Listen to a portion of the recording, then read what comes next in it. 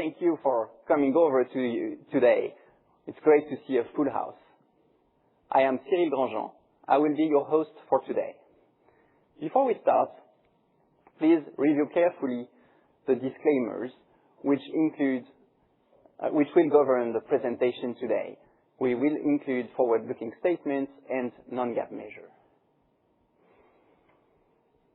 That being said, let's look at today's presenters.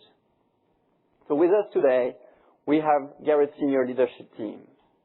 Olivier, Sean, Craig, Niels, Mark, and Eric will walk you through our strategy and growth path for the coming years.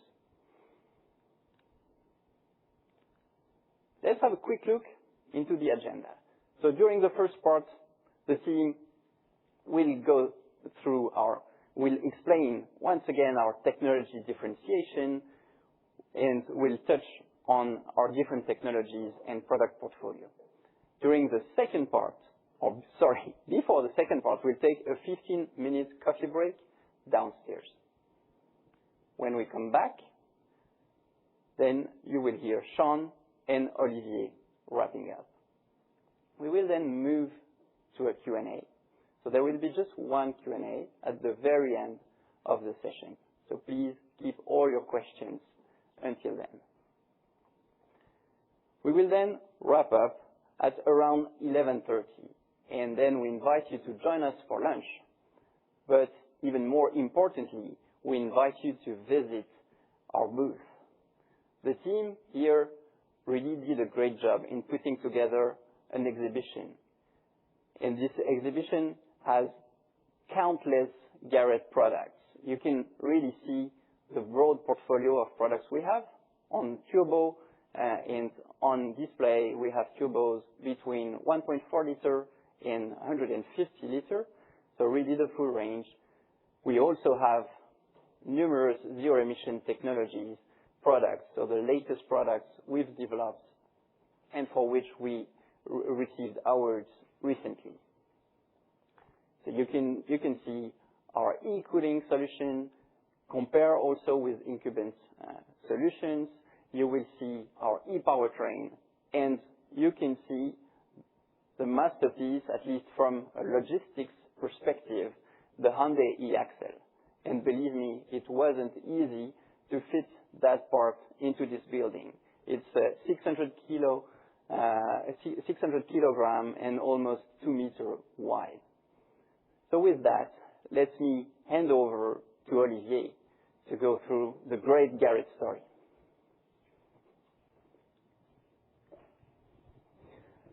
Good morning, everyone.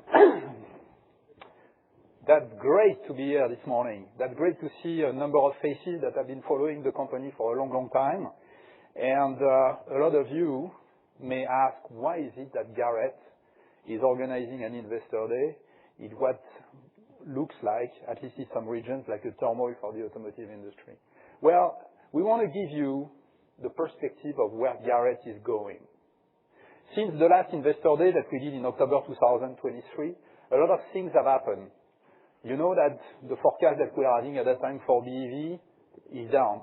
Plug-in hybrids, range extended vehicles are up, which means more turbo.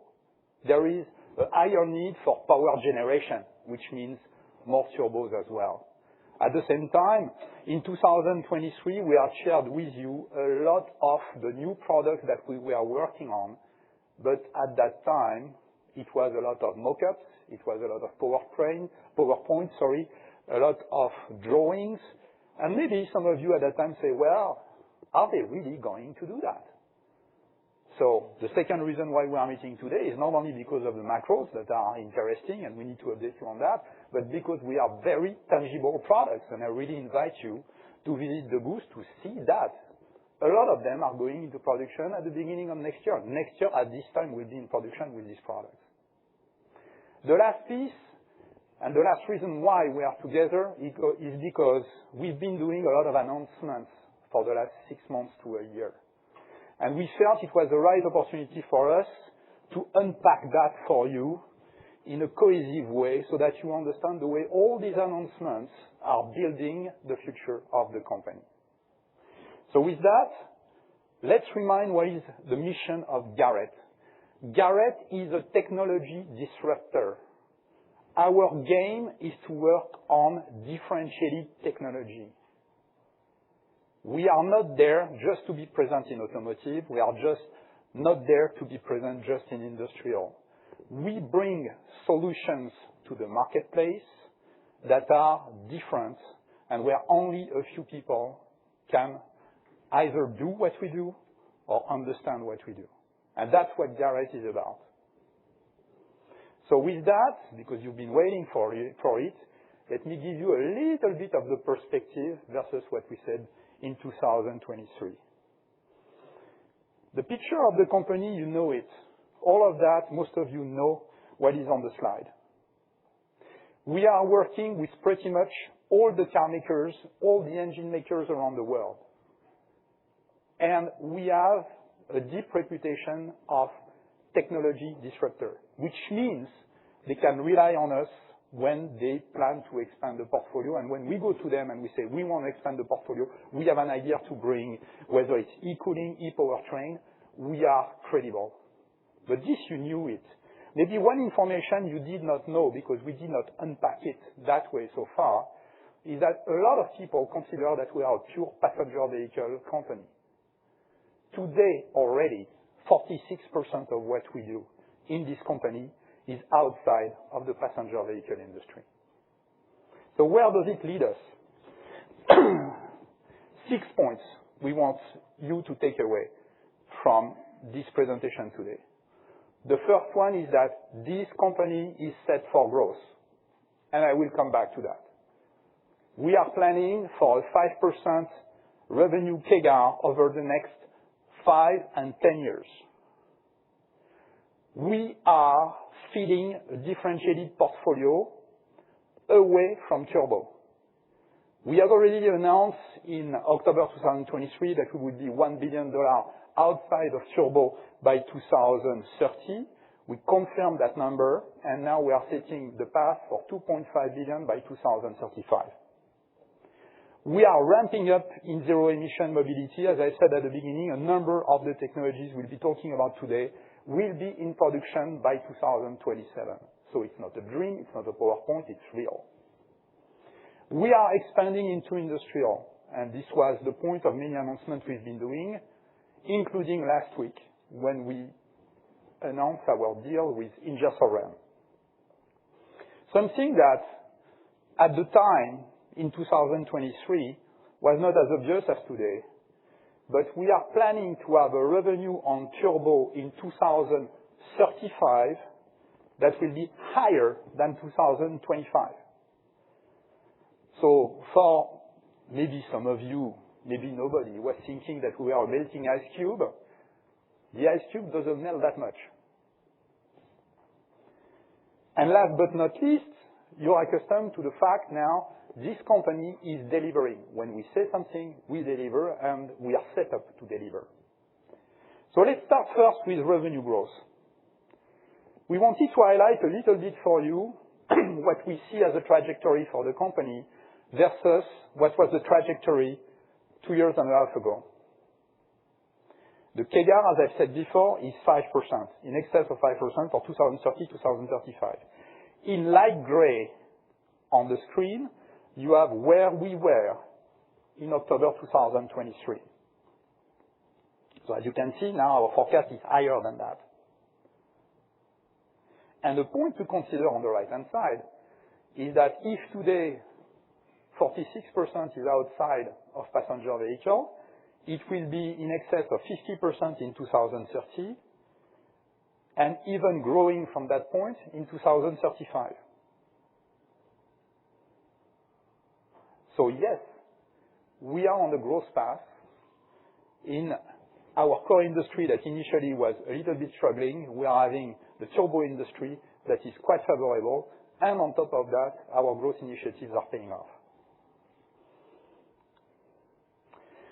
But as I introduced, we are a technology company. We are not going to electric because electric is fun. By the way, most of electric is not differentiated today. A battery is raw material. This is not differentiation. So we go for differentiation, whether it's in electric mobility or whether it's in the industrial space. Differentiation, disruption.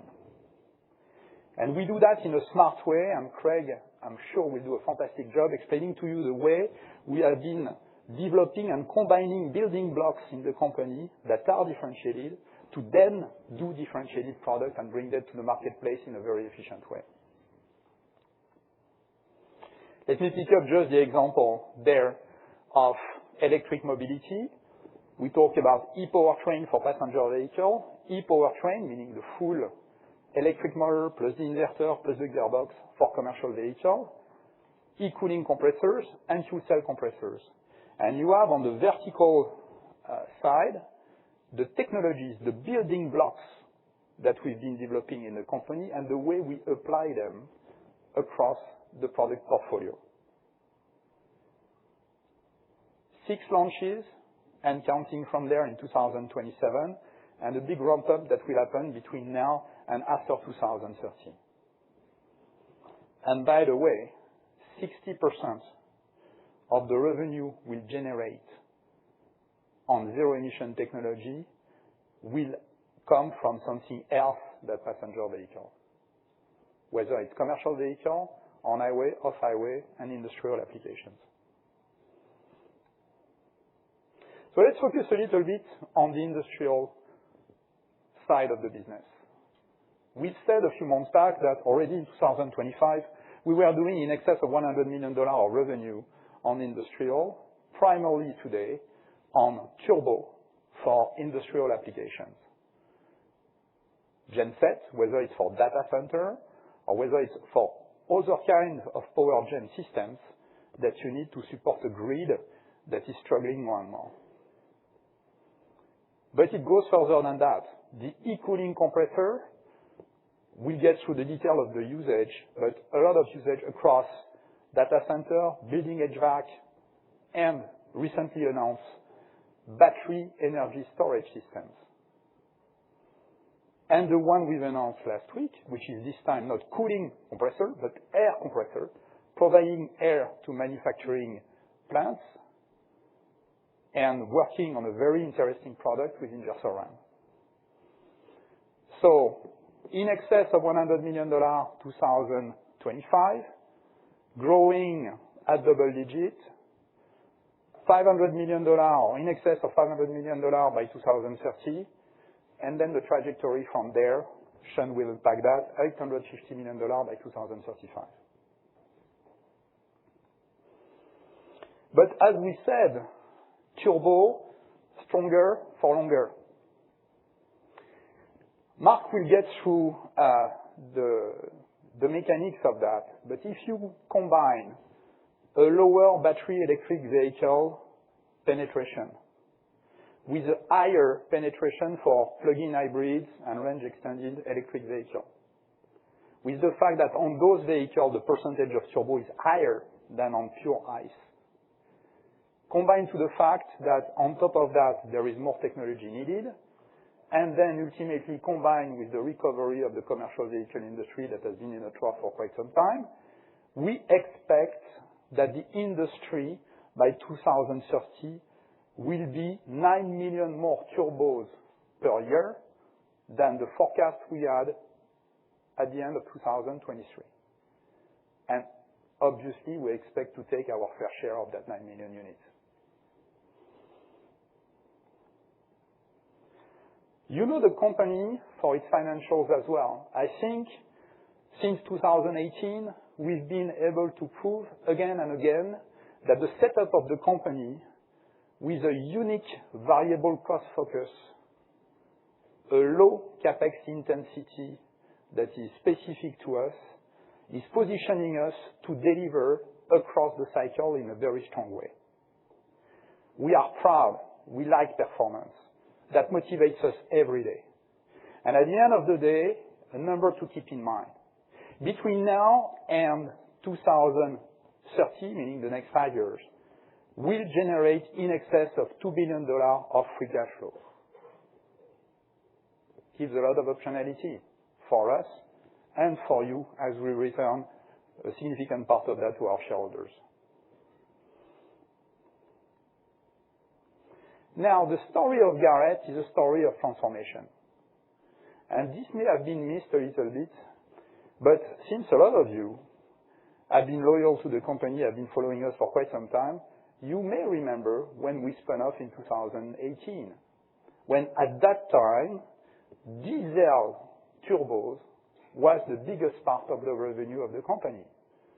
And God knows some people may have thought at that point in time, my God, these guys will collapse. It's moving to gasoline. Diesel's moving away.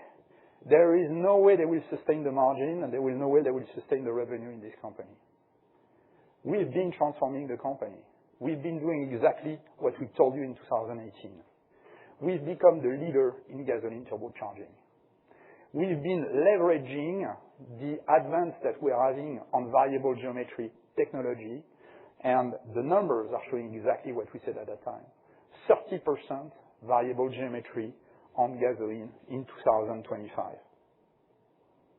We've done all that, preserving the revenue of the company and growing it, which means that if you take away the decrease of the diesel industry, and we'll tell you why with Mark, it doesn't matter for us anymore, the underlying growth that we've generated in this company by pushing to gasoline is huge. And we've done all that by investing into new capabilities for Garrett in electrification, supporting all the growth now that will carry the company moving forward. So Garrett is a transformation story. It has been a transformation story until now, and now it's a transformation story moving forward, and we know how to do that. Now, just to wrap up my first part, this is probably the slide I like the most. Think about where we were at the beginning, the top line. And maybe on the top line, we were mostly on the right-hand side. And think now about the field that we have opened to ourselves, where we want to bring differentiation. Once again, we are not doing that to become an industrial business. We are doing that, or because we want to become an electric business. It's because we found opportunities to differentiate. And a lot of you have heard me saying on conference calls that I am convinced that the speed at which the transformation of the automotive industry has pressured the company to develop technology at scale is an opportunity for some players to disrupt outside of the automotive industry. So this is exactly what we are doing today, and I'm convinced that over the next few minutes, Craig will tell you everything about the way we are driving that. Thank you.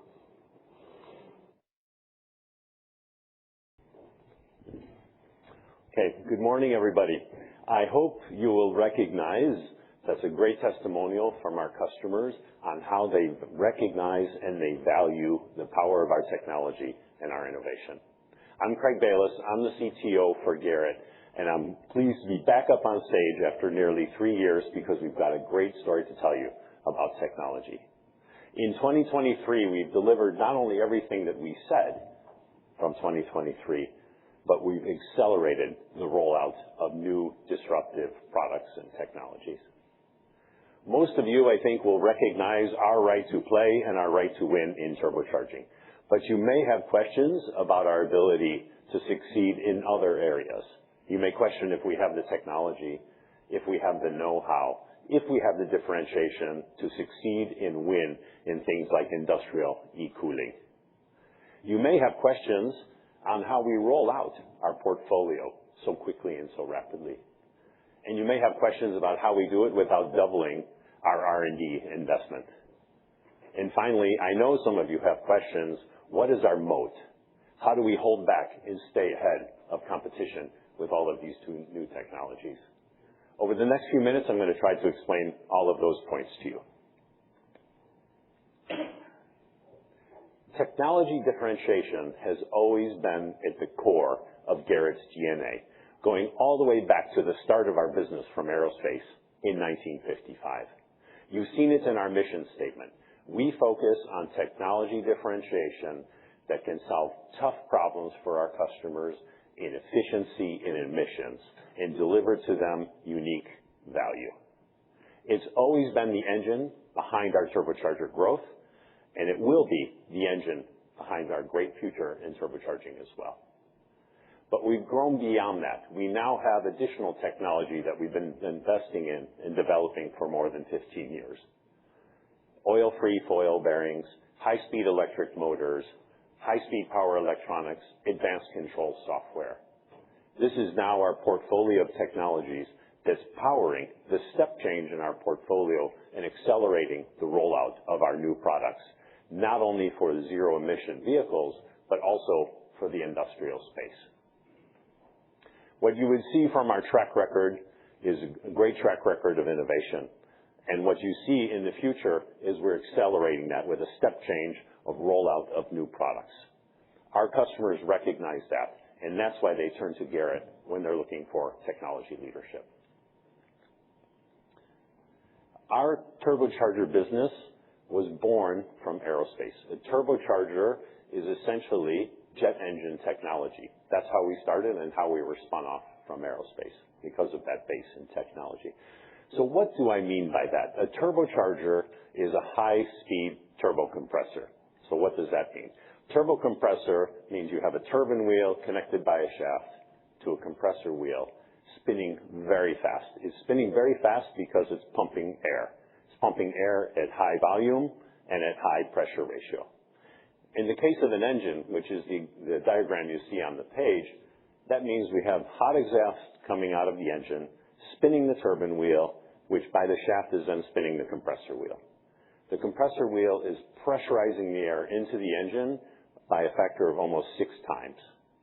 You squeeze more air into the engine, you can squeeze more fuel into the engine. You put more fuel and more air in the engine, you get more power.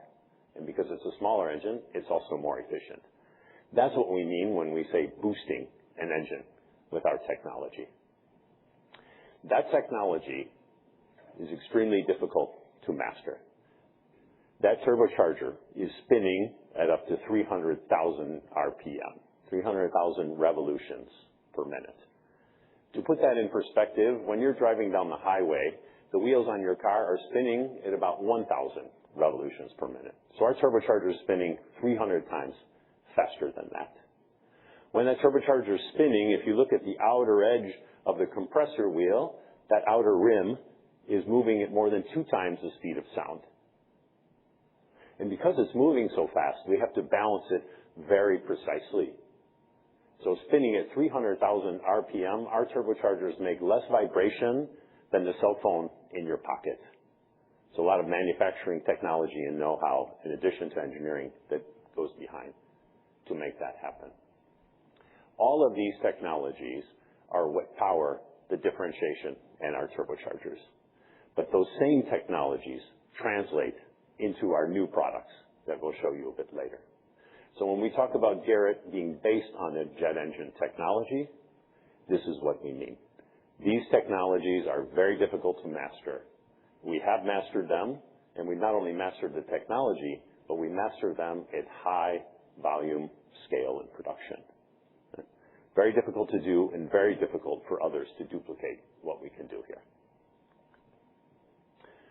But behind that technology, equally important for us and also a differentiator for us, is how we develop that technology. To push the boundaries of that technology, we also push the boundaries of the engineering science and the engineering tools. This gives us the tools where we can advance the state of the art of that technology. What you see on this page are just a few of the tools that we work on. We have a portfolio of more than 50 proprietary design, simulation, and AI tools that we use in our design process.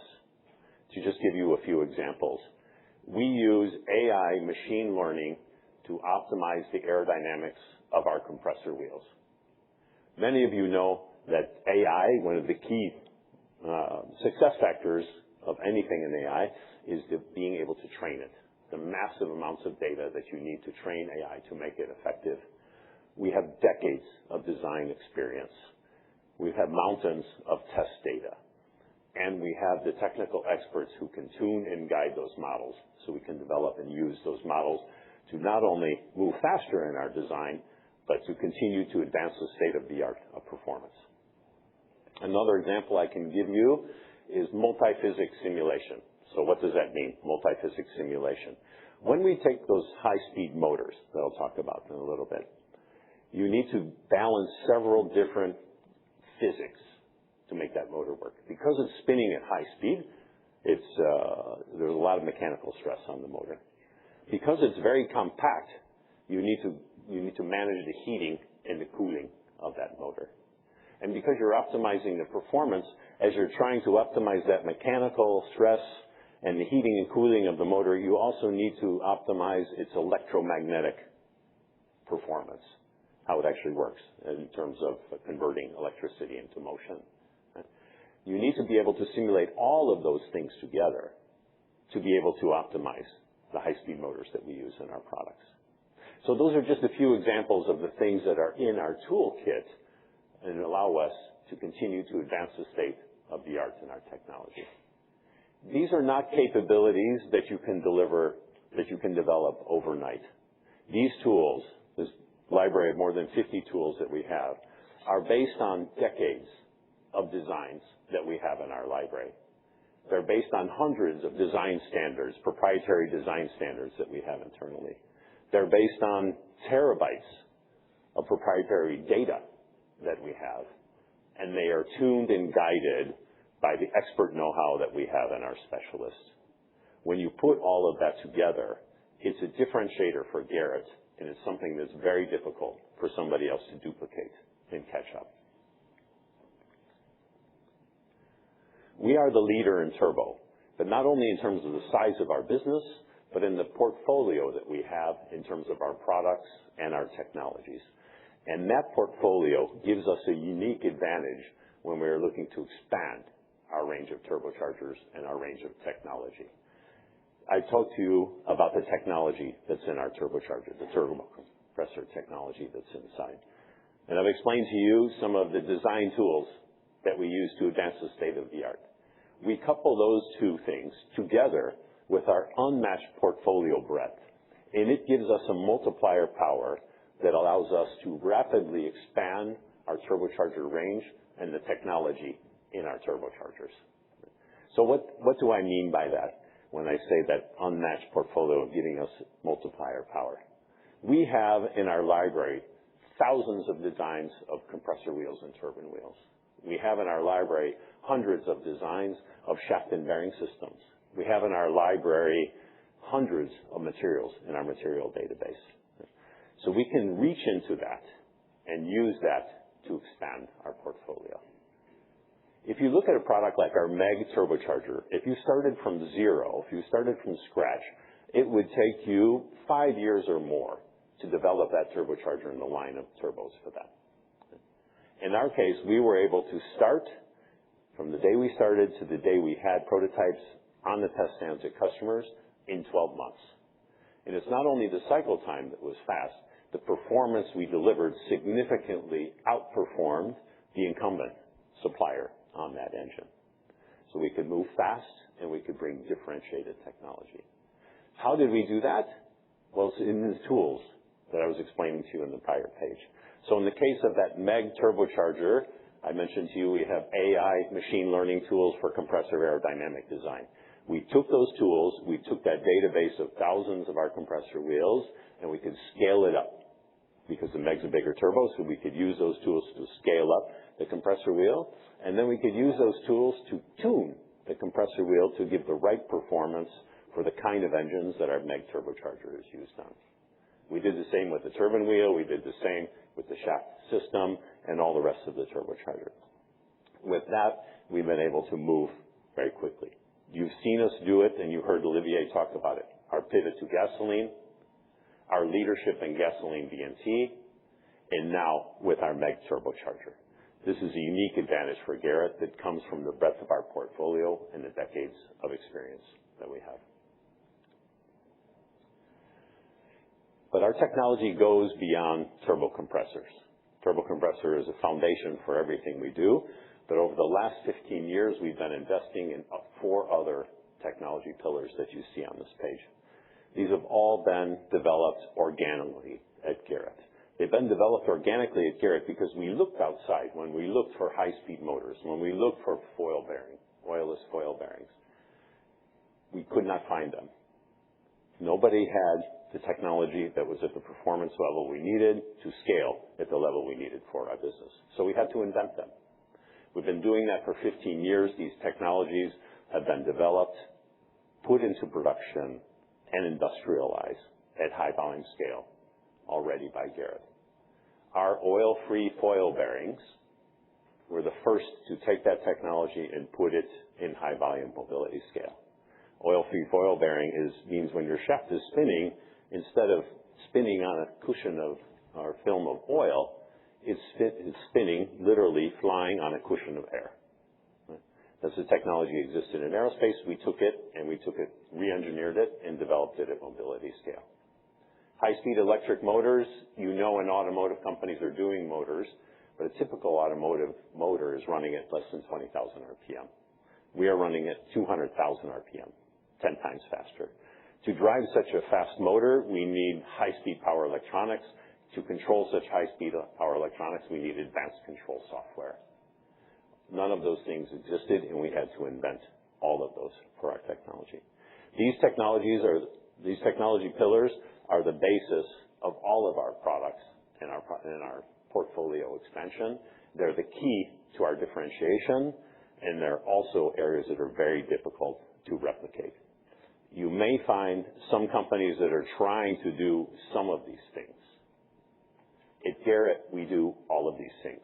We've proven all of these things. We've put them all in production. We've industrialized all of them at scale, and we do all of that together. That's what makes Garrett unique. We leverage those 5 technology pillars to drive the technology differentiation inside our products. You're going to hear more about that from Nils in his presentation, speaking about our new products. Those technologies are allowing us to drive products that have higher power, lighter weight, smaller size, and better efficiency. But those technology pillars also have another benefit for us. Because we are reusing them across our products, we can leverage them to accelerate the expansion of our portfolio.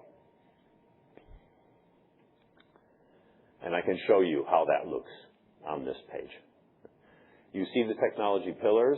You see different products. These products have very different applications. Fuel cell compressor, pushing the air into a hydrogen fuel cell. Industrial air compressor, providing the hot, clean, high-pressure air to a factory. Industrial e-cooling, compressing the refrigerant in an HVAC system. Very different use cases, very different applications. However, they're all built up of the same technology pillars. That means we've been able to take what we've developed and proven in our fuel cell compressor and use it to rapidly expand our portfolio. When you saw in the introduction, we talk about our business expanding from motion to power to cooling. I think you see it very well demonstrated on this page, how that works and how we're able to do that with our technology. Some of you have asked me, what is our credibility to move into space like industrial e-cooling?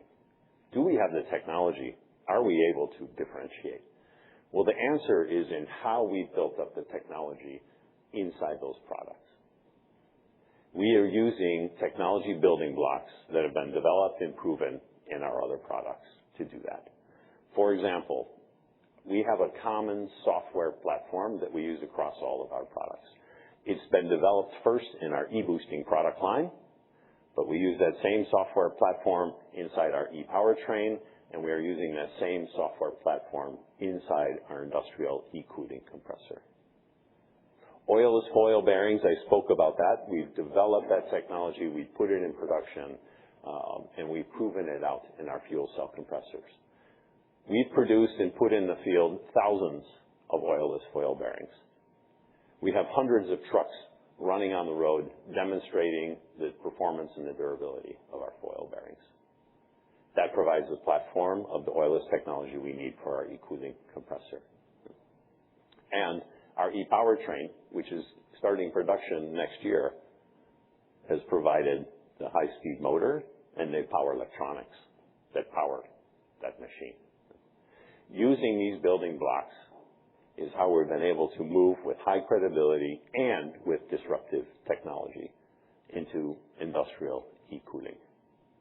It won't surprise you that I'm talking regularly to experts in this new field. It's part of my job, and most of us are mostly doing the same. What might surprise you is some of the things that they've told me. Several people in the industry have said, we know what Garrett can do. We know the technology you have at Garrett. They know our technology pillars. And they said it was only a matter of time before we would enter this space. And now you can see why.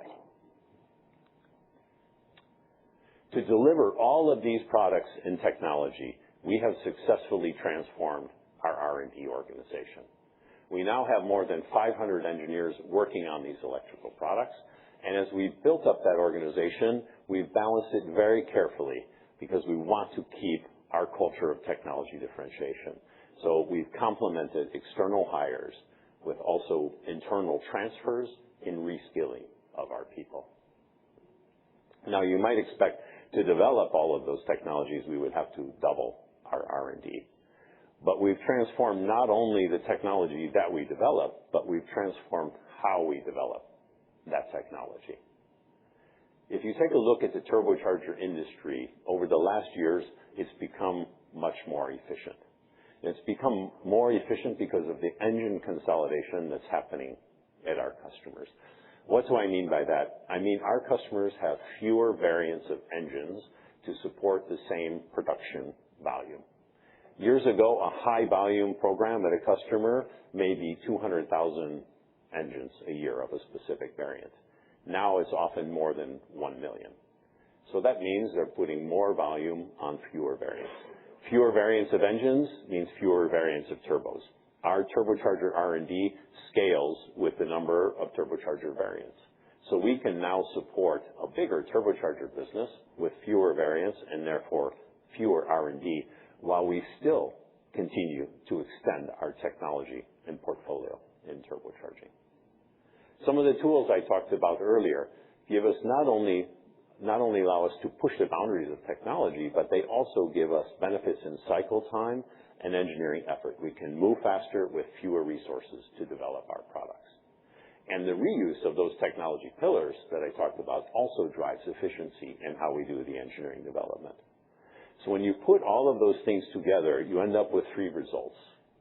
First, we are able to spend less R&D on turbo while continuing to extend our technology leadership in our portfolio in turbo. Secondly, we are able to fully fund all of the new products for zero emission in industrial applications. And third, we are able to do that by keeping our R&D efficient at less than 5% of revenue. So I've tried to explain to you how we're driving transformation in the technology and how we develop that technology at Garrett. Next, Nils and Mark will show you how that transformation is driving the growth of our business. I'll hand it over to Nils now. Well, good morning, everyone.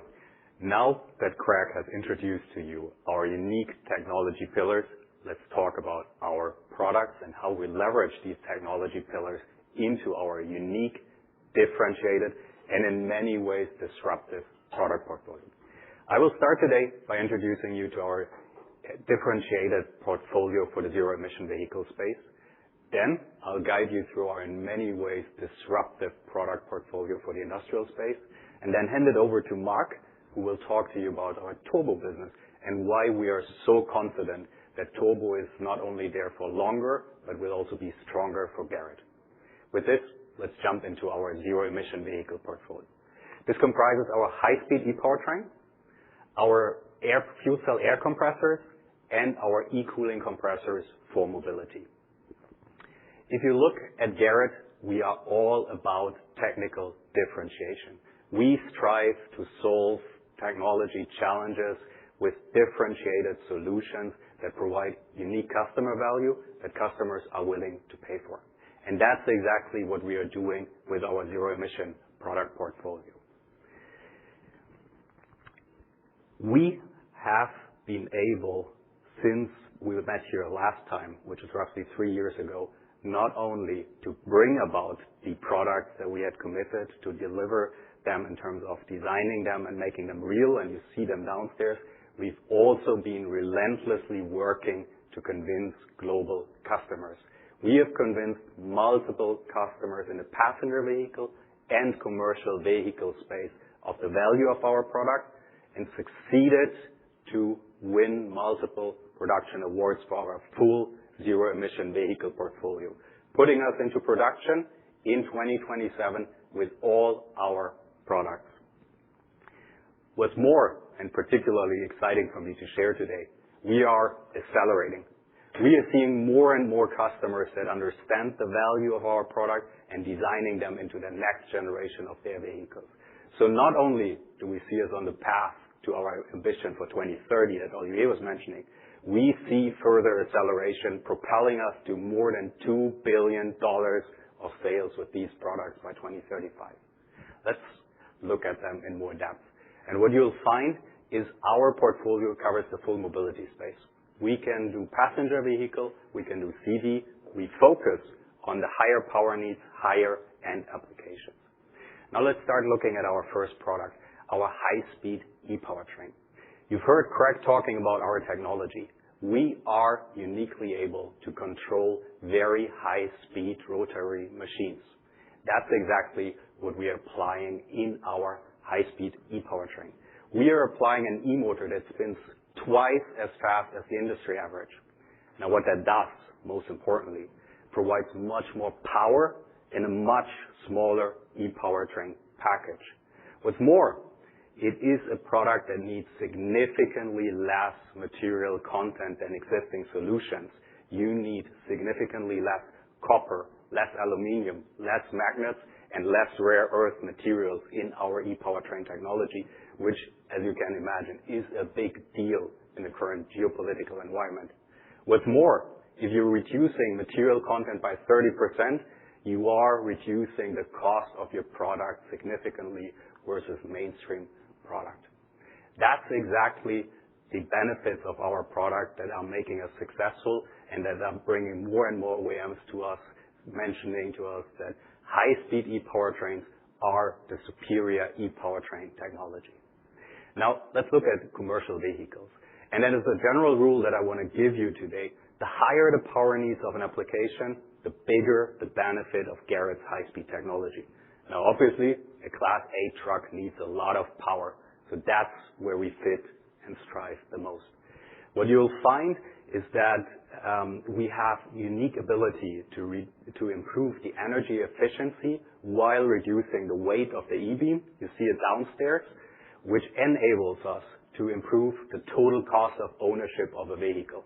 And that's the big value we bring for the commercial vehicle space. As you know, total cost of ownership is the key buying criterion for operators of commercial vehicles, and we help the OEMs to get there, which explains the excitement that we are seeing from this industry for our commercial vehicle e-powertrain. We have scored already 2 production awards, both starting next year, with many more to come. Let me quickly talk about our partner, Hyundai Axle. Hyundai Axle is part of one of the largest industrial conglomerates in China. This conglomerate owns globally leading commercial vehicle players like Sinotruk or Shanxi. And Hyundai Axle already today is by far the largest commercial vehicle axle maker in China, in Asia, and they are quickly expanding well beyond Asia. So we have a very, very strong partner here. We are very proud of this award, and that sets us up for very strong growth in the commercial vehicle space with our e-powertrain product. Let's move to our next product, the fuel cell air compressor. As you know, this was our first product for the zero-emission vehicle space. We, as Garrett, have built the broadest portfolio in the industry. We have shown that we can produce the most efficient and best-performing fuel cell compressors, and we are set up with our portfolio to benefit from this industry as it takes off. As you see, there is still interest for fuel cell technology, especially if you look into Asia or into the commercial vehicle space. But what is more important here for today, it provides us with the fundamental basis, experience, and credibility for compression technologies way beyond fuel cell. This is the springboard we are using to to venture into mobility cooling compressors and HVAC cooling compressors. Let's talk about our mobility cooling compressor. If you're looking at our e-mobility cooling compressor, what you'll find is a centrifugal machine which is entirely oil-free, leveraging our unique foil bearing technology. What that does is it provides twice the cooling power of currently existing scroll technologies that is applied in the automotive industry, and it does this with 10% higher energy efficiency and less noise. Let's look at a commercial vehicle example to explain why this matters. A commercial vehicle, as you know, has a very large battery if you want to go electric. The issue with these batteries is they are heating up if you're trying to fast charge them or if you're trying to pull out a lot of energy because you need the power of your Class 8 truck. That's something where you need cooling. You don't want that battery to get too hot. Think about it. You're the driver of Class 8 truck going up the hill. You don't want to be in a situation where you don't get the power of your battery and your electric motor because your battery is too hot. And similarly, you don't want to be the driver who's pulling in to fast charge your battery, and then all of a sudden you cannot fast charge because the battery is too warm. That's where we come in. Current scroll compressor technology does not provide enough cooling power for these applications. That's where we, remember, twice the cooling power as Garrett come in. We solved this issue for commercial vehicles with our technology, and we do this even with more energy efficiency, so saving energy costs and improving total cost of ownership for these vehicles. So that's really where the value of our technology comes from and why we are seeing so much interest. And what you'll find here, we are also here with awards. One of them is our partnership with Kling, where we will, starting next year, equip the buses of Yutong Bus, which is the global industry leader for buses with our cooling compressors. With this, I hope you share the excitement that we have for these differentiated products that we have for the mobility space. And I would close here this section, but come to an equally exciting section talking about our disruptive products for the industrial space. So, talking about the industrial products. And important here to say, industrial is not a new business for Garrett. We've been in this business with our industrial turbos for a long time. These industrial turbos, as you know, go into industrial engines and gensets, but also into maritime applications. We are adding to this now our breakthrough centrifugal cooling compressor that I'll talk about. And as Olivier mentioned, we announced last week the launch of our breakthrough air compressors for industrial use that I'll also cover more. If you look today at Garrett, we are already selling or sold in 2025 more than $100 million worth of product into the industrial space with our turbos. And we are, as I'll explain to you, very well positioned to benefit from the strong growth that is projected for the foreseeable future in that space. Think about all the gensets that will be needed for AI, but also primary power and other applications. This growth, starting next year, will be complemented by the launch of our HVAC compressors and our industrial cooling compressors. That is setting Garrett up for major growth with highly attractive business for the years to come. As Olivier mentioned, we are seeing $500 million plus in revenue in the industrial vertical by 2030, with further growth beyond, projecting $850 million worth of revenues by 2035, as more and more customers will start adapting our new technologies. Let's look into our product portfolio, starting with the industrial turbo. And there, if you think about Garrett is the industry leader for turbo. You heard Craig explaining you a lot about the different models, the simulation capabilities, and the design capabilities that our company has for turbos. It's that capability that allows us to produce the best performing and most efficient turbos of the industry. And it's the very same capability that we are bringing to the industrial turbo space. Our turbos allow industrial engine makers to produce better performing, more fuel efficient engines. And that has allowed us over the years to position with a lot of the key players in the genset industry. You find some of the names here on the slide. There are many more that we are working with. And as you know, there will be strong growth for these gensets. You have the AI emergence with a lot of power needs for primary and backup power, but you also have increasing needs from critical infrastructure or even manufacturing sites that want to have uninterrupted power supply and are installing more and more of these backup power units. So there is a lot for Garrett to come with this business, but there is more. We're extremely excited about this product. It's our industrial HVAC cooling compressor, which is a centrifugal, completely oil-free machine using our foil bearing technology. It's actually an interesting story. We started originally, as you remember, 2.5 years ago, with cooling compressors more geared towards the automotive industry. We had the leaders of the HVAC industry coming quickly after we started with this to Garrett, asking us if we could expand our product offering to also cover the HVAC industry. We looked at it and we saw the fit and the value of our technology also in this space. So today we have designed this product, we have it in our hands, and we firmly believe that with this technology, we as Garrett have the opportunity to set a new industry standard for HVAC compressors. You have a product which is 10% and more energy efficient compared to existing solutions. Put that in perspective. You're talking, when you think about HVAC, about a rather mature industry where it's all about energy efficiency, but they are typically scrambling for 0.5%, 1% energy efficiency. They're moving now to Garrett. Off the batch, they get 10% energy efficiency lift. That's huge. What's more, we have the foil bearing technology, so we are inherently oil-free. There is no costly maintenance. There is no performance degradation over time.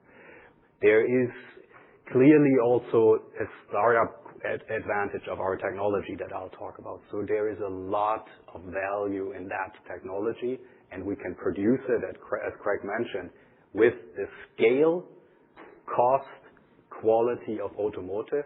And as we've been producing these foil bearings for over a decade now with our fuel cells, we have the credibility with the customers to go there. Now, we originally started with our initial partner Trane Technologies, focusing a bit more on the heat pumps and so-called rooftop units within the HVAC space, thinking also about chillers.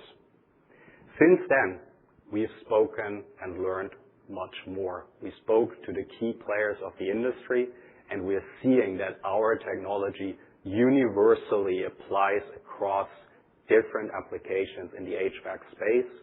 We can go to lower cooling powers, as for example needed in computer room air conditioning units, so-called CRACs, where we are working actively with customers.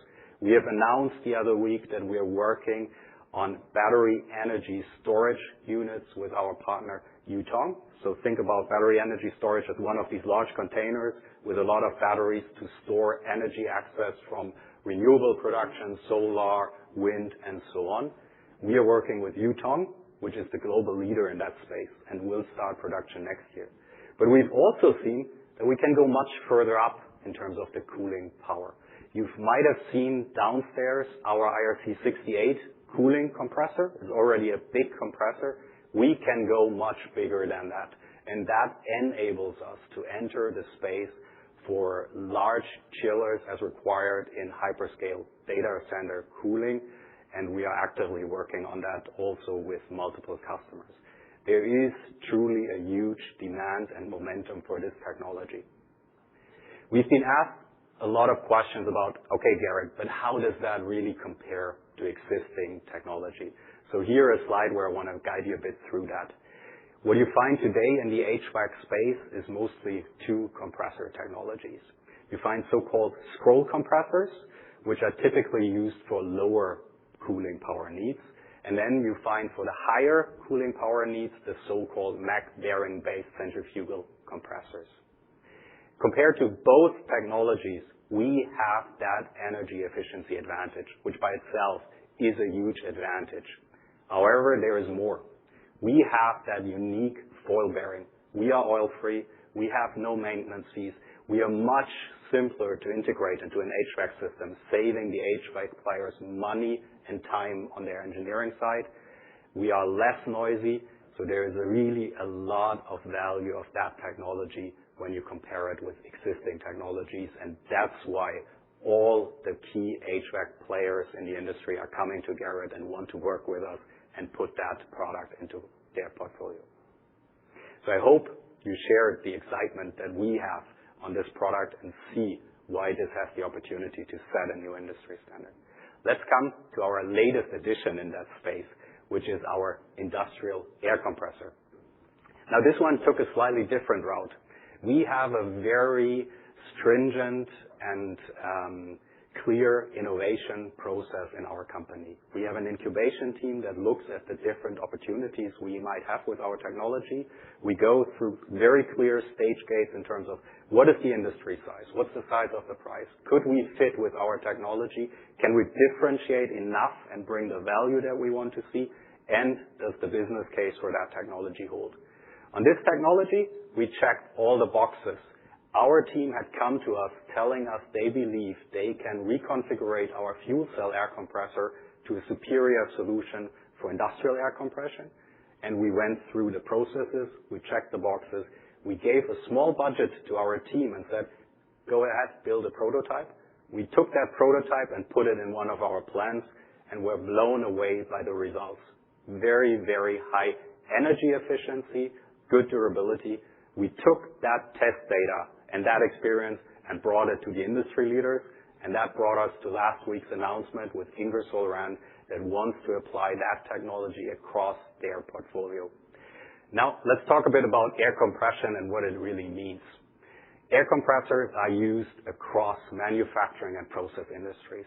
Think about industries like life sciences. Think about pharma, food and beverage. All these industries use the air compression for a multitude of applications. We've brought here one of the many examples that you'll find, which are so-called air knives. So what you're doing here is you're using compressed air to clean and dry products that you are manufacturing or processing in your plant. Think about pills being processed like this. Think about food being processed like this. Inherently, the advantage of our technology is we are oil-free, so we can provide completely oil-free air for such compressors, which is an inherent benefit. If you think about pharma, food and beverage, you want that inherently clean air. And, very important, we do this much more energy efficiently than current technology. It's not so commonly known, but 10 to 30% of the energy bill of an average manufacturing plant are used for air compression. We are saving 20% of that energy bill for the manufacturing setup. That's huge benefit. And that's the value we see in this technology and that our partner Ingersoll Rand saw in that technology and why they are rolling it out. What's more, we also see this as a testimony for the optionality in our technology portfolio. We believe there is much more we can do with our compression technology and our technology building blocks.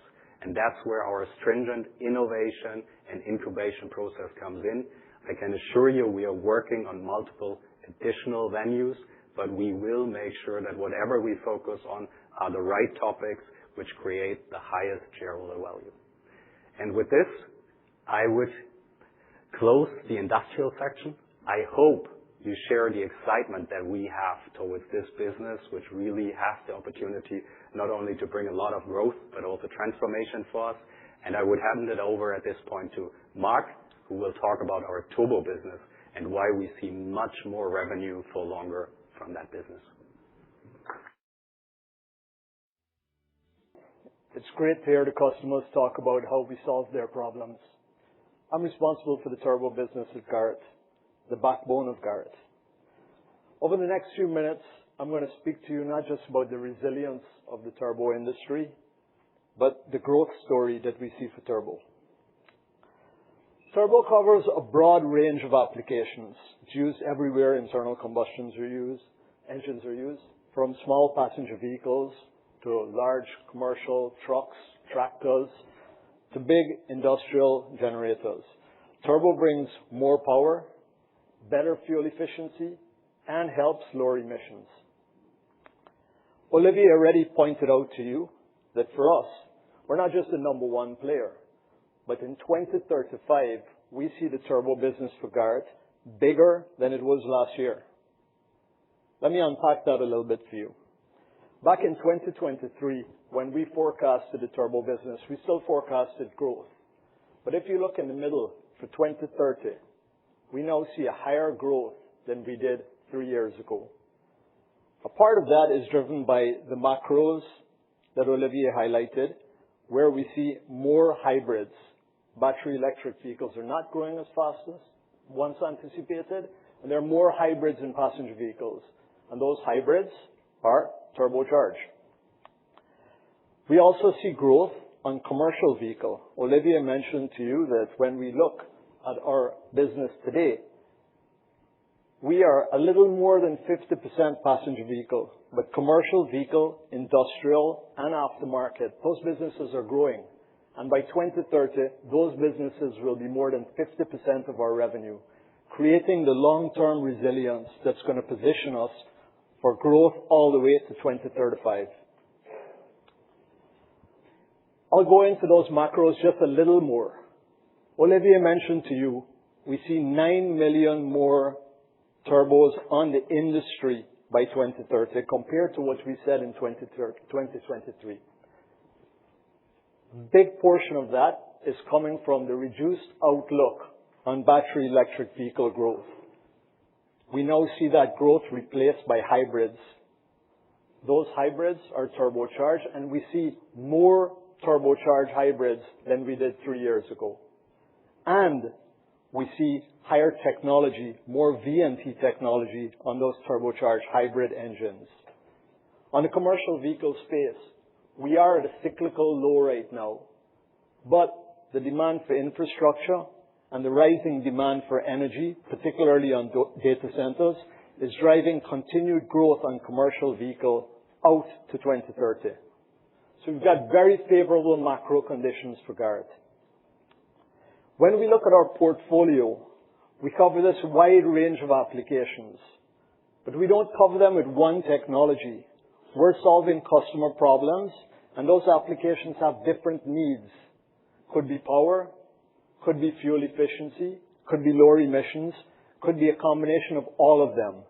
And they require different technologies in our portfolio to address them, and we've been investing in just that. When we look at Garrett, we have the broadest turbo technology portfolio in the industry. We continue to invest in expanding that portfolio. You've seen the MEG downstairs, but we also continue to invest in deepening the technology within that portfolio. In 2022, we launched the E-Turbo.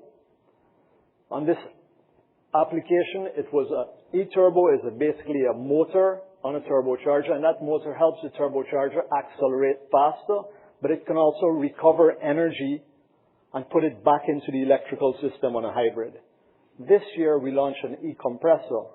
It may sound simpler. It's just a motor with a compressor, but it can be used in conjunction with the turbo, like the example you see on the right-hand side with Mercedes-Benz on the S-Class.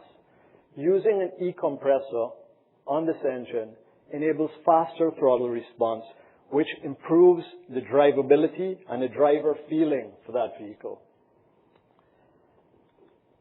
When we look at these investments, obviously strengthening the portfolio is leading to the greater business wins that you see, but it's also leading to something else.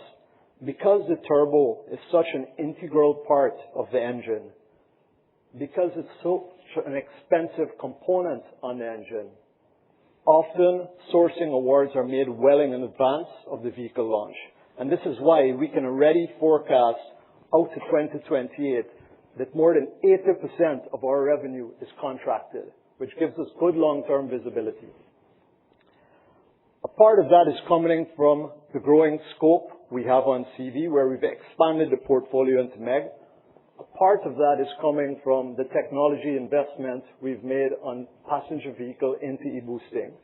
But there are some examples you can already see. In the US, you have two examples on the screen. The first is Chevy Silverado with a 3-liter diesel with a Garrett turbo. This is a benchmark for fuel efficiency on a full-size pickup truck. The second example, the Dodge Ram 1500 RHO. They replaced the V8 with a 6-cylinder turbocharged engine that has faster acceleration, better fuel efficiency. These are real examples today. This is the benefit that Garrett turbo technology is bringing. But hybrids need them too. We talked about the macro growth on hybrids. We talked about the turbocharged growth on hybrids. There's a real example here that was announced at Beijing Auto Show just a few weeks ago. Volkswagen announced the ID Era. This vehicle has 1,000 miles of range, more than 1,600 kilometers. 250 miles of that come from the battery, which means 75% of the range of that vehicle comes from the turbo-charged engine with the electrical powertrain. This means that the engine is responsible not just for powering the vehicle when the battery is dead and ensuring it has full capability, but it's also responsible for the range of the vehicle, which means the more efficient that engine is, the more the turbocharger enables the efficiency of that engine, the more range it has. On this application, it's using a Garrett VNT. It's not the first foray. In 2017, Volkswagen launched the first VNT mass production engine with a Garrett turbo. We've got a long history with them. And it's not ending with just the VNT technology, but we already see customers looking at our e-boosting technology to enable the next wave of fuel efficiency. So let me tell you a little bit about that. China is leading the way. In China, the customers recognized a long time ago that in hybrids, the engine played a key role in extending the range. So they started paying attention to the efficiency of the engine. And it's a bit of a strange phenomenon, but in China, in showrooms, always advertise the brake thermal efficiency of the engine, which many people would wonder, why are people paying such attention to engineering definition? Well, a few years ago, the brake thermal efficiency of a gasoline engine was less than 40%. What this means is more than 60% of the energy in the fuel was wasted. The first wave of range extended electric vehicles had efficiencies in the low 40s, 42%. Customers who are paying attention, the OEs made technology investments to get to the next level. We started to see 43, 44%, enabled in part by VNT technology. But there's a third wave coming, where OEs are looking for benchmark fuel efficiency, levels that have never been reached before in mass production, approaching 50%. They require advanced combustion. And that advanced combustion is enabled by high technologies on the turbocharger side. In China, OEs value Garrett because our technology delivers performance for them. It's not just on passenger vehicle, but on commercial vehicle as well. We've got long-standing relationships with those OEs, and we continue to work closely with them. Let me tell you a little bit about diesel. Olivia touched on this earlier. Back in 2018, diesel was about 40%, 45% of our revenue. And it was a risk because in Europe, passenger vehicle diesel was on decline. What we now see is most of that passenger vehicle diesel business has gone away, and what's remaining is light commercial vehicle. So in light commercial vehicles, these are smaller diesel engines. The battery electric penetration on light commercial vehicle is fairly low, lower than passenger vehicles in general. It's a global business. It's 99% turbocharged, and Garrett is a leader in this industry. When we look at these applications, we already see them extending 5, 10 years into the future. The decline we saw on small diesel engines is over. The diesel engine business that we now have will remain resilient for the foreseeable future. Which brings me to commercial vehicles. It's a great business. Customers here appreciate the value we bring in total cost of ownership, whether it's delivering more power to help the end user do more work, or more efficiency to reduce their fuel operating costs, or lower emissions to help them operate in restricted zones. Commercial vehicles value the benefits of turbocharger technologies.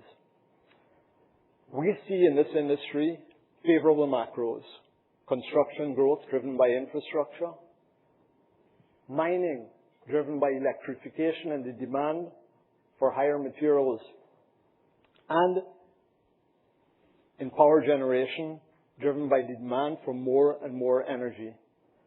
In all of these commercial vehicle industries, Garrett is either number 1 or number 2 player.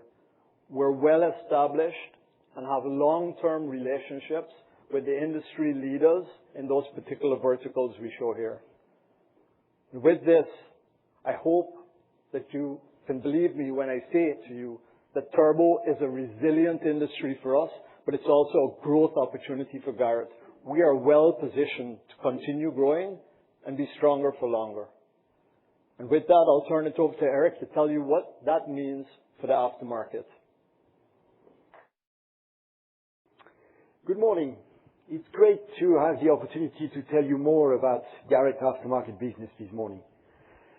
So, as Mark just highlighted, the turbo industry is going to get bigger for longer. This, along with the extension of our portfolio that Niels highlighted as well this morning, will directly benefit our aftermarket business.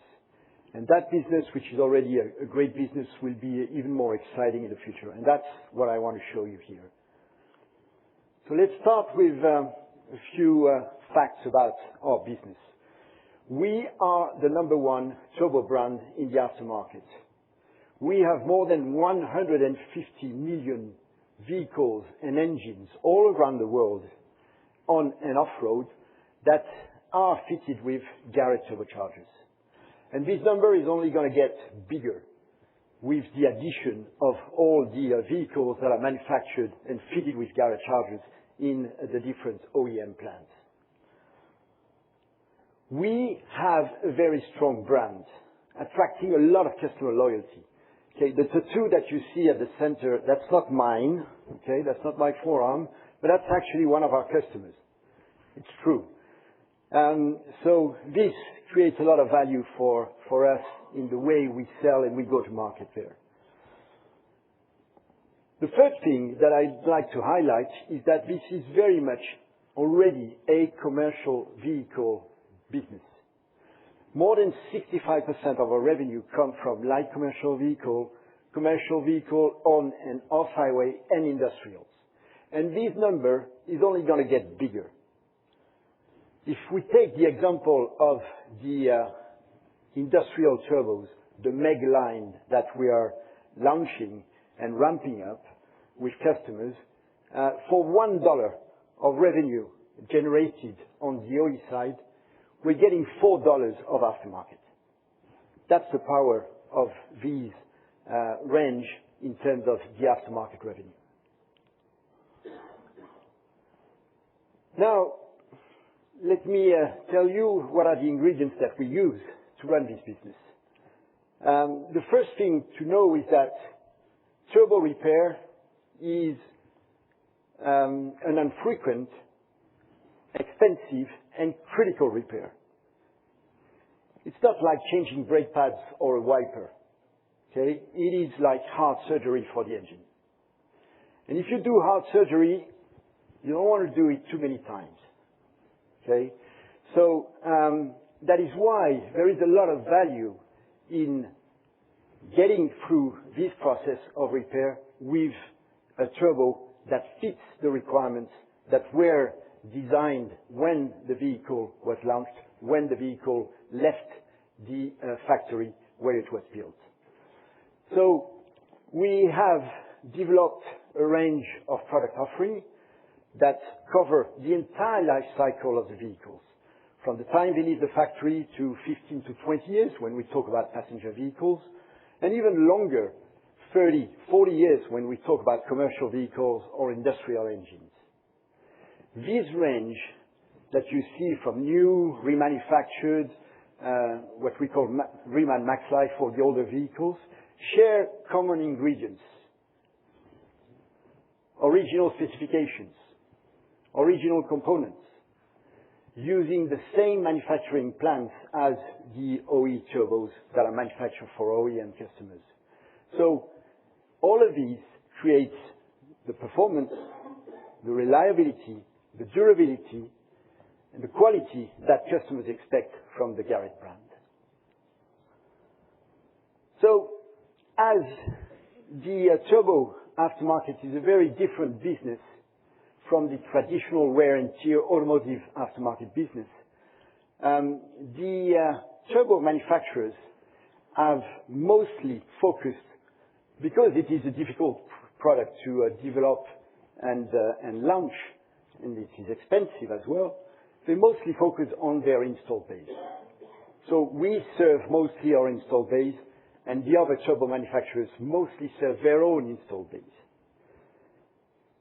Now, they have, and we have as well, developed a network of dedicated distributors that are focused on turbo and that are playing a big role into this aftermarket by assembling all the content from the different manufacturers and providing the services and the products to the garages and the mechanics that use these turbos for repair. So this is a very unique model that is very turbo specific, that allows these distributors to be the extended arms of the turbo manufacturers, and they hold the inventory, they do the sales, they do the product marketing, they do the training, the education, and all the advice that mechanics and garages expect when they do a turbo repair. This is an efficient model that allows us to unearth great margins and that we want to leverage for the future development of our portfolio. Now, in Garrett Aftermarket, we don't just do service replacement. We work on some very exciting initiatives as well.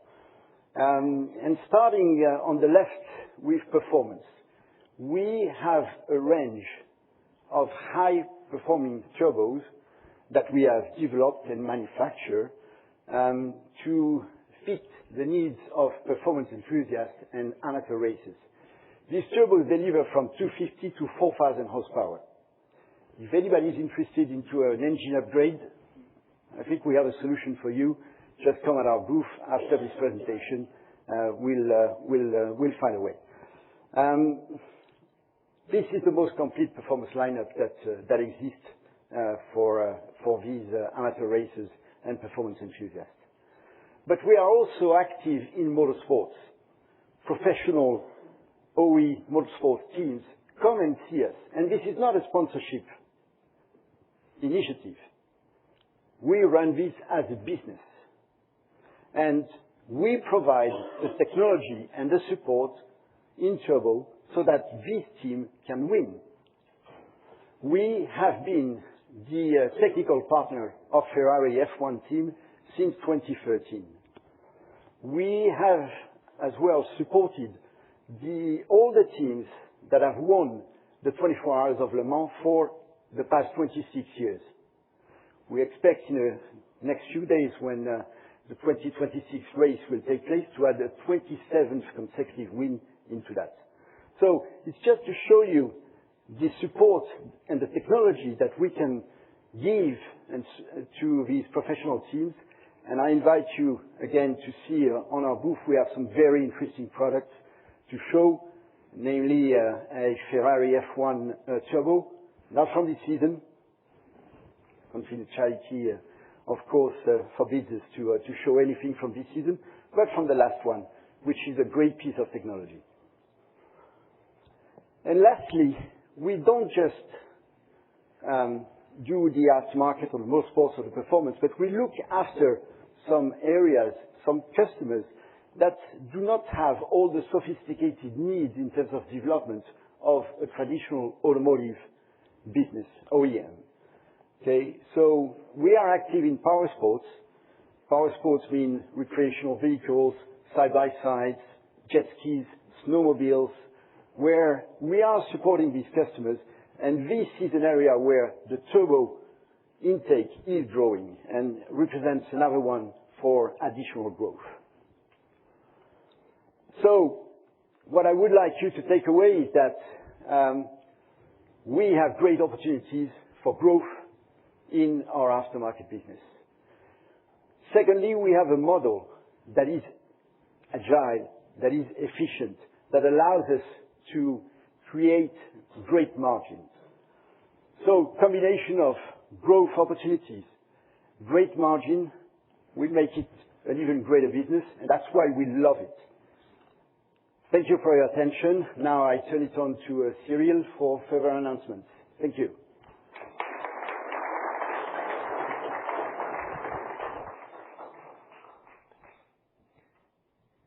Thank you, Eric. Thank you.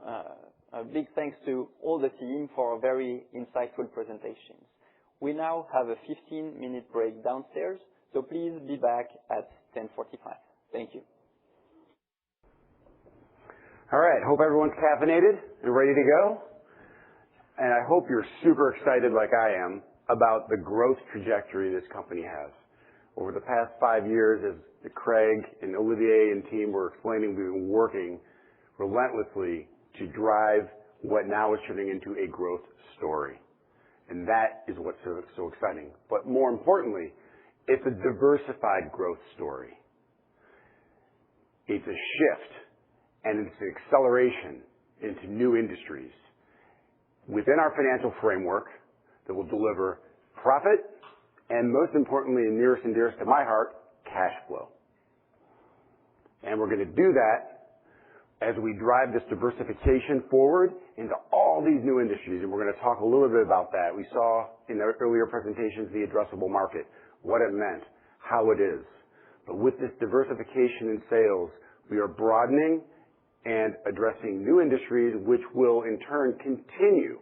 This is not the end. This is the beginning. So we think about and put it all together. This slide is my favorite slide.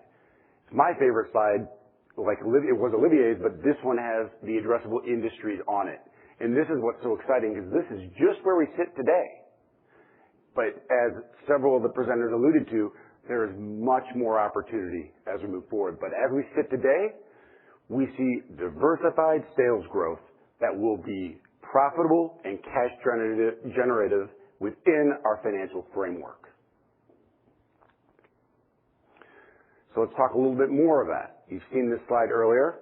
So a lot of that growth is really exciting, coming from the industrial space, which we see to be $500 million by 2030 and growing at a 20% plus CAGR.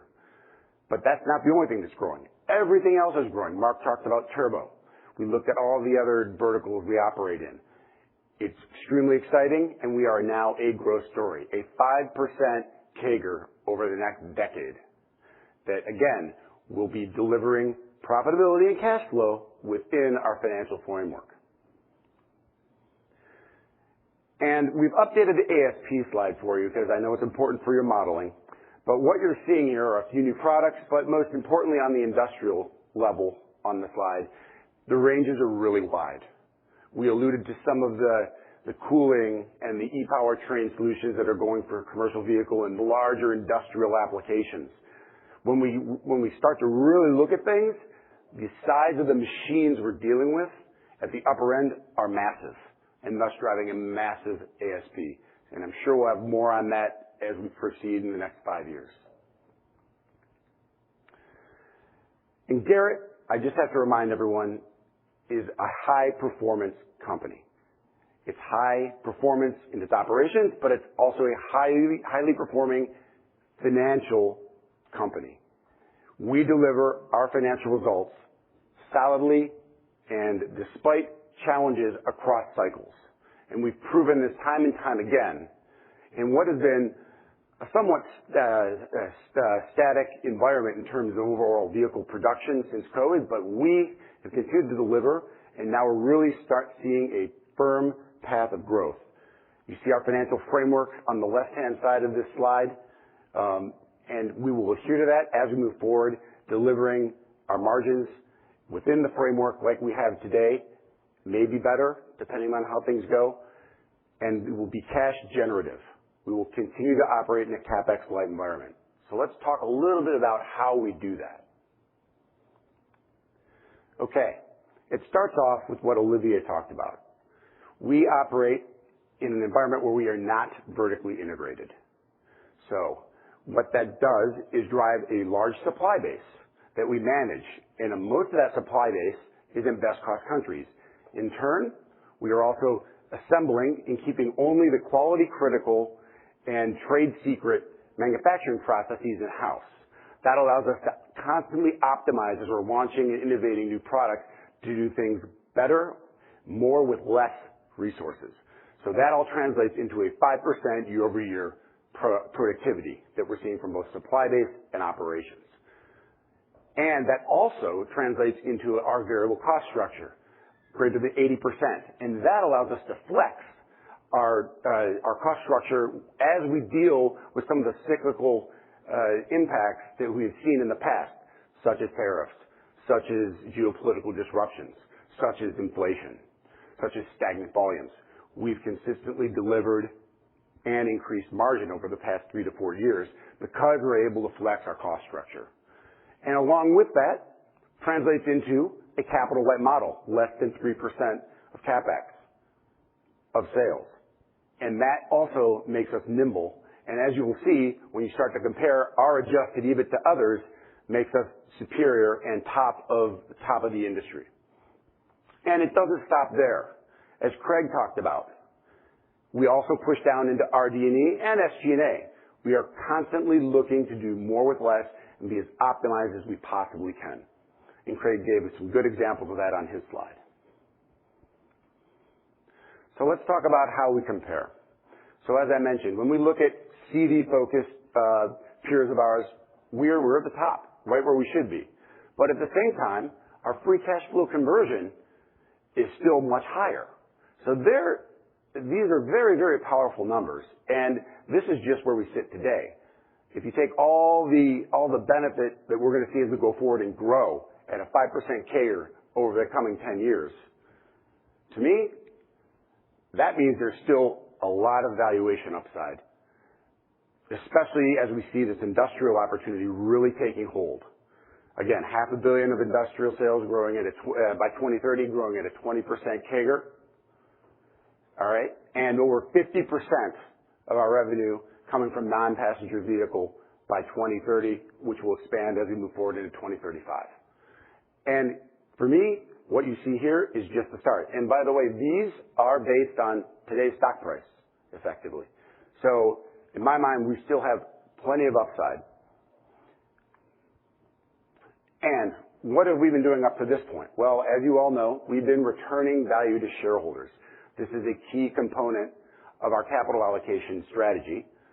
And up to this point, we've returned that through share buyback and dividends and some occasional small delevering. But we're below 2 times net leverage. We're happy there. It's a great place to be. We've bought back 44% of our shares since 2023. 44%. I wish we could have bought back more now that I think about it. But we did what we could. All right? And we initiated a dividend that was competitive at the time, but still, it's another way to return value to shareholders.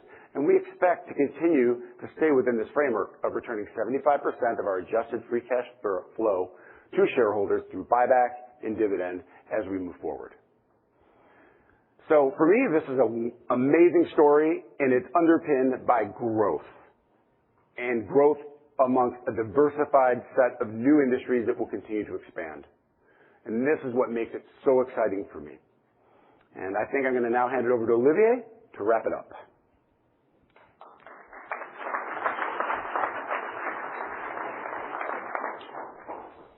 Thank you, Sean.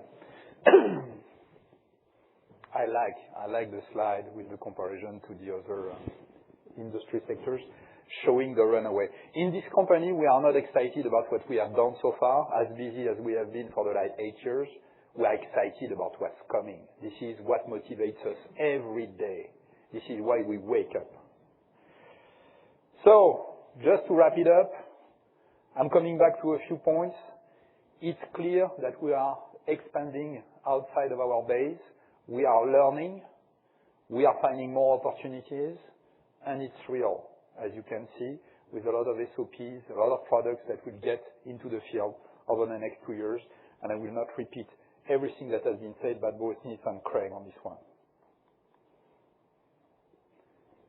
Just to remind you the 6 points we want you to take away from the presentation today. Growth, differentiated technology portfolio, on track with what we said and accelerating after 2030. Ramping up zero-emission technology for mobility. It's real. You will see the products downstairs. Expanding outside of the automotive industry in very promising industry sectors that, quite frankly, we are not having all in mind a few years back. A turbo industry that is stronger for longer. The 2035 bigger than 2025 gives you a little bit of the perspective, and consistently delivering, because this company and the team I have with me is all about performance. Few more numbers before we close it. To remember for you, for 2030, we understand that modeling is quite important for all of you. 5 billion sales, in excess of 500 million sales in industrial, more than 50% of sales outside of the passenger vehicle industry, $2 billion, or in excess of $2 billion on turbo PV, because it keeps on growing. We are not just moving away from that side. It's just we harvest the growth that is coming our direction, and we deliver more technologies. In excess of $2 billion of revenue on light commercial vehicle industry and aftermarket, and the $1 billion on the rest. So I hope it was the right rendezvous after 2023, so that we bring it back, show you the reality of the numbers, show you the perspective, and convince you about the investment and the runaway of that investment into Garrett. With that, I think we'll get to the Q&A session, and Cyril will come and organize the Q&A.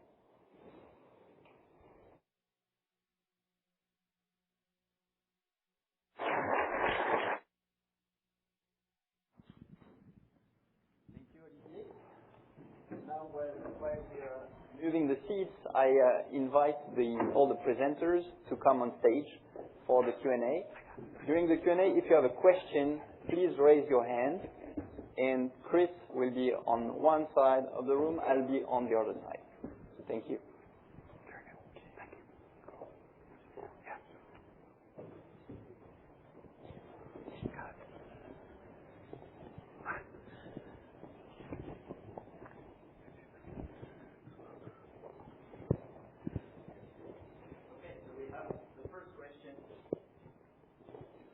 Hey guys, it's Jake Scholl from BNP. So thank you for walking us through the various business lines. As you shift more to into a commercial and industrial focused company, can you talk about how you see your margin profile shifting over the next 5 and 10 years? So, shall I answer? You might want to start. All right.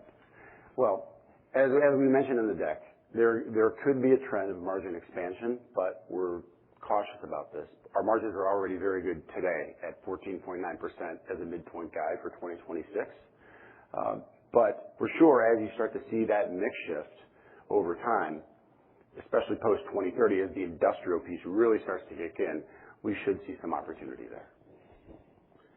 Thank you. And then as we look at the industrial revenue targets, the $500 million in 2030 and $850 in 2035, does that just cover your currently announced partnerships, or are you assuming additional wins going forward? That's a very good question. It covers what we have been announcing so far. We may have some other ideas, but we want to just get through those ideas in the robust process that we have for innovation before we get further. So theoretically, if you came out in 6 months and announced another HVAC partnership, that would represent an area of upside. Let me put it back. This is our view of the opportunity we have on HVAC today. 2030 is tomorrow. That industry doesn't go always at the speed of the automotive industry.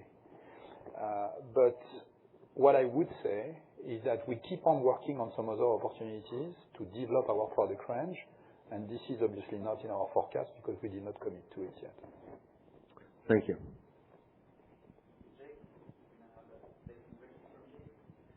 Hi, thank you. James Mulholland from Deutsche Bank. Again, to follow up on Jake's question there, and appreciate you giving us that average sales price breakdown. But as we think about margins, both current and future state, should we anticipate that some of these products are going to weigh on it a little bit as production ramps up, or based on your current cost structure, manufacturing footprint, is it fair to say that they should be accretive relatively out of the gate?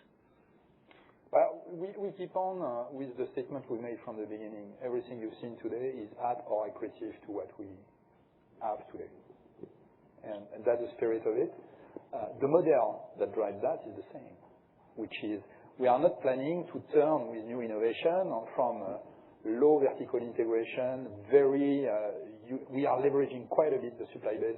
We have a supply-based development team that nobody else is having at the same size into, it's broader than the turbo industry, by the way.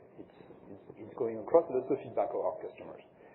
So we keep on the same model, which is low vertical integration, flexibility, leveraging the suppliers each time they have the scale and the capabilities that are better than we have, and keeping that flexibility. We are operating in a world, the automotive world is cyclic. We've set up the company, and it's not 1 year of work, it's tens of years of work in a way to resist through the cycles.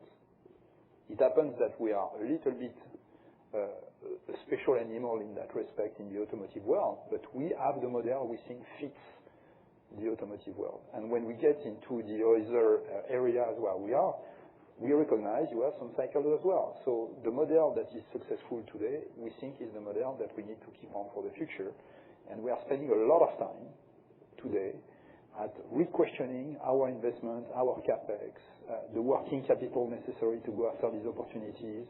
As you've seen with Eric, even the cost to serve on the aftermarket, which is very specific to us versus all the automotive aftermarket, all of that is at the forefront of what we study every week. So there is no point about us leaving that model. Great. Thank you. And then just as a quick follow-up, with that material free cash flow generation that you outlined, beyond shareholder returns, of course, you're looking to enter into what I would call a couple of adjacencies. Is there an opportunity there for M&A? Would you look to acquire other technologies, maybe smaller companies that already have an established customer relationship to meet those targets? Or conversely, if you continue to do it all in-house, should we expect a fairly material increase to R&D over the next year or two, and then probably it steadies out after that? Is that the right way to think about it? So these are two separated questions, in my view. There is the way you develop your organic revenue, and for that, I think Craig has done quite a good job highlighting the way we want to stay agile. We are in a world where now the point is about speed and agility. And we are learning a lot, as you've seen, from Asia, as an example. And it's very good for us to be recognized as a winner in Asia, because I'm convinced that you need to be winning to a certain extent in China to be relevant to the rest of the world. And what applies to Garrett applies to all the industry. So that's one piece, which is the way we win is about using or optimizing our RD&E that we put behind, because it's not only money, but it's time, it's cycle time, it's the speed at which we answer the customer. One of the key reasons why we won this big program on commercial vehicle is that we were able to turn around a new idea and a new design in 48 hours. Meaning working at the same clock speed as the best in the world. So time, money, resources, all of that gets together. You need to be an efficient and agile company. That's for our organic growth. And so far, we've not seen a limitation, or we've not set ourselves a limitation into the budget. It's just that we want to make sure we get the right returns on what we invest. Okay, that will always be our limit. Do we have the right returns on what we invest in RD&E? Now, your question about inorganic, it's true that when you look around, we have more inorganic opportunities. But I would say we've always been, and it's not like we've done nothing. We've not done deals, but we've been very active since day one to study, screen, analyze opportunities on the M&A side. And I'm sure at some point some will come. But we are applying the same rigor about the M&A. Personally, I'm not a big fan about going out there and just buying a company for technology, especially a small one. I think I've explained that several times, and I think reality has proven us right. When you buy a small company, and we have stories of a few companies being bought close to us in Switzerland, in the middle of the valleys, you buy a company for technology, a company that's doing $50 million revenue. If you're a big company, the first thing you do is destroying that industry or that business. Because you buy small entrepreneurial house, you integrate into a big company. You don't want their business, you want their capabilities, so you don't care about their business, and a small business compared to a big business usually doesn't resist in the long term. And then the guys that have been creating that wonderful small JR, at the end of the day, they are leaving because they don't recognize themselves into a big company. So you've been spending money for capabilities, and then you've been destroying that. So I'm always very, very careful about the point of, and there are countless examples in the automotive industry about doing that.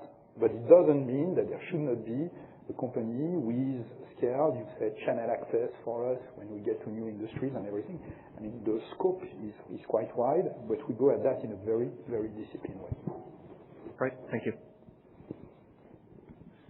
Good morning, everyone.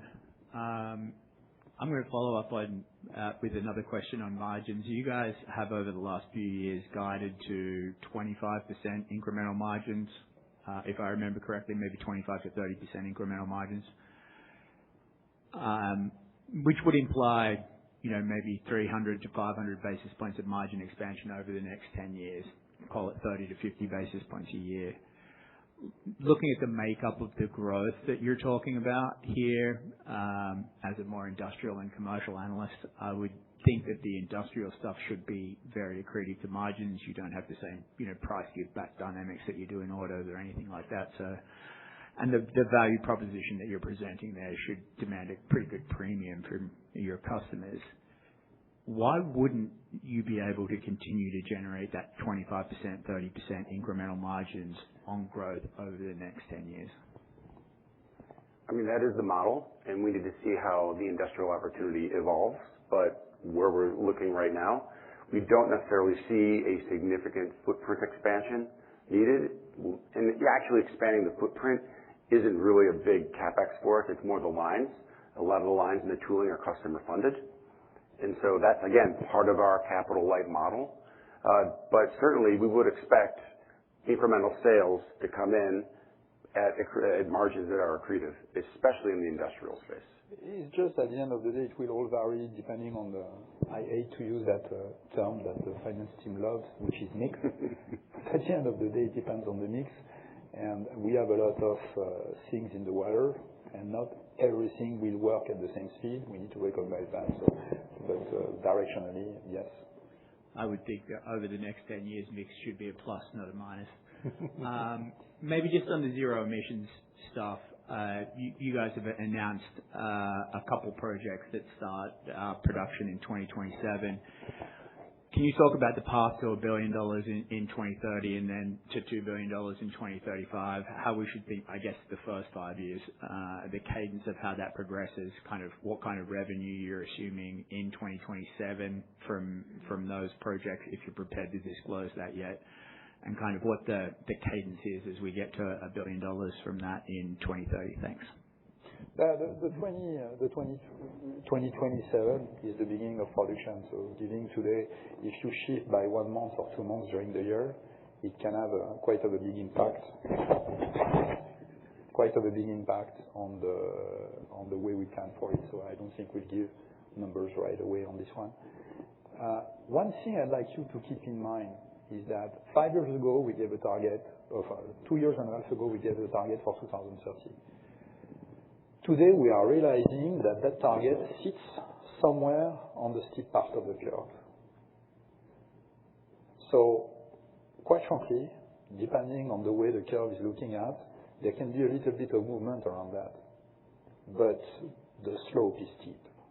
That's what you need to keep in mind. And that's where you see the acceleration, in particular, post-2030. It's important to also note that all the announcements we're making, we're filling up to that $1 billion target. So when we make an announcement, it's not incremental to the $1 billion target, but when we do get to that point, of course, we would look to communicate it. But at this stage... But we are into the automotive industry, so at the end of the day, it's like for turbos. If I have 1 turbo on a car, I cannot put 1 at the front and 1 in the trunk to increase my revenue. Okay?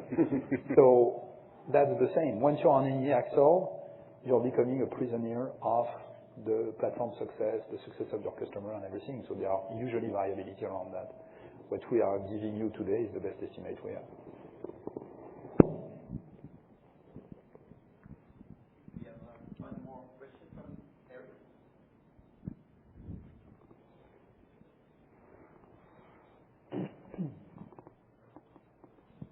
Eric Gregg, Fortran Advisory. Great presentation so far today. Thank you, everyone. Just a few questions. One, on e-cooling compressor addressable market opportunity of potentially $7 billion that was mentioned. 2 things. One is, how much has residential HVAC been thought about in terms of that addressable market opportunity? And also, can we be thinking that given the success in turbos at over 50% win rates, can we be looking forward to those types of win rates in these addressable market opportunities for the company? Maybe I answer this one first.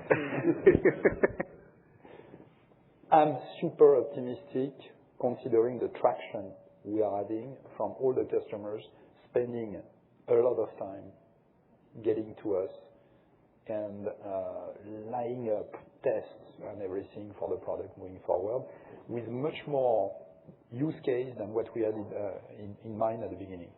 At the beginning, we are not having in mind to go to crack. We are not having in mind to go to the super big chillers with products that are even bigger than what you have on the ground there. So I'm enthusiastic. It's a little bit too early to commit to a win rate because I don't even know. I mean, even when we say it's a $7 billion addressable opportunity, quite frankly, we are much less mature at sizing up that opportunity versus the turbo industry, where we know all the admin programs, all the customers, and everything else. So I would take that still with a pinch of salt. Maybe it's bigger. Let's see where we go, and let's be humble like we've been every time. We'll go at that one by one, win, develop relationship with customers, prove the case, launch, and so on. Yes. And then coming to the question on residential. Look, I mean, what I mentioned in my presentation is true for us. We like to focus on where we are adding most value with our products, and especially in the commercial and in the industrial HVAC space. That's where people focus a lot on total cost of ownership and energy consumption, whereas residential are typically smaller machines. There's much more competition from Asia. That's why we are choosing our battles and are starting in the industrial and commercial space. That does not prevent that in the future we might look differently at this, but if we look at where we are the best fit and where we see the best returns for what we are doing, that's definitely that industrial and commercial space. And one follow-up question. In terms of the CAGRs that you put out today, which were great and robust. Given that the commercial seems to be the highest potential CAGR over the next number of years, and given that that's the smallest part of the business right now, should we be expecting your top-line growth rates to, in theory, be accelerating over the next number of years? Or are we going to see a big step up here in the next certain period of time and then some kind of slowdown? What do you think the complexion of that CAGR growth is going to look like over the next 5 to 10 years? Just high level. Quite frankly, when we look at the next 10 years, when we did the computation, it was pretty stable in our forecast today, okay, with all the precautions that we are taking around it. It's true that it's smaller. It's having a higher CAGR. We are starting from a smaller base. We are also seeing growth on the turbo side. So when you combine everything together, today I would say we are at a point in time when we say it's pretty much more of a straight line if you put all the ins and outs. Depending on the success we see on some of that, if we have more success than what we anticipate, it can already get steeper because the ASP is higher, the volume is lower. We'll see where we go with that. But at this stage, it's pretty much a continuous line.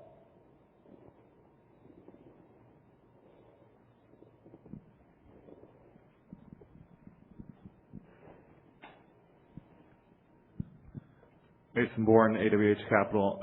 Eric, I think you talked about the aftermarket opportunity in MEG. I was wondering if, as you shift more into industrial, could you talk about the original product sale versus the aftermarket revenue stream opportunity across the different industrial applications? Right. That's a very good question indeed. For MEG, we got which is bigger turbos where we understand the technology there quite well. As I said, the aftermarket opportunity is much bigger than the OE revenue that is generated. Basically, you install the base, and then there's a lot of maintenance operations that are coming every 6,000-10,000 hours of operation and more that create opportunities for servicing these turbos. And when we service these turbos, there is an element of selling components and service to the users of these industrial engines that will create a lot of revenues there. When it comes to HVAC systems, industrial HVAC or air compressor, our level of maturity of understanding the aftermarket of these devices is not at the same level. There will be opportunities for sure. Now we're working with the partners that we engaged to frame our approach to the aftermarket of these devices. How we'll go to market, because an important component for servicing the aftermarket of these devices come from the HVAC manufacturers themselves. Okay, so the OES channel is quite significant there. But there will be some aftermarket revenues, and we've planned for that. So fair to say that cooling would be the largest one, more than like the mobility, zero emission technologies? I would say it's too early to say that. It's too early because let's keep in mind that the point that Eric was making on industrial turbo is something we need to keep in mind. We are today, at the same time, building the install base, which is only 1 for 4 revenue opportunity in aftermarket. But something we did not say today, and that was something we reported in our previous earnings, is that as we work on the OE side to put our turbos on new engines, we are working with Eric's team to identify refit opportunities for the install base that has been served by some other players, so that we start to grow faster that install base and replace already the competitor product. So we are trying to jumpstart that. It's not easy because it requires, on the one hand, you need to have the best performing machine. On the other hand, you need to have a machine that's just matching what's in the field. So we have 2 different products. But we are doing that at the same time. We are also developing a network of distributors that are suited for that industrial stuff. And I'm very pleased with the progress we are seeing there and the traction we are getting outside of the OE space. Quite frankly, for cooling, I would say we are learning. It's a different channel access, but we have a lot of the capabilities internally to react to that if needs be. But today, we are relying on our partners to learn more about that industry. Thank you. We have one more question. Do we still have questions on the side? No more questions? Well, then this is concluding our Q&A for today. Thank you very much for all your questions. Please give a big round of applause to all our presenters on stage.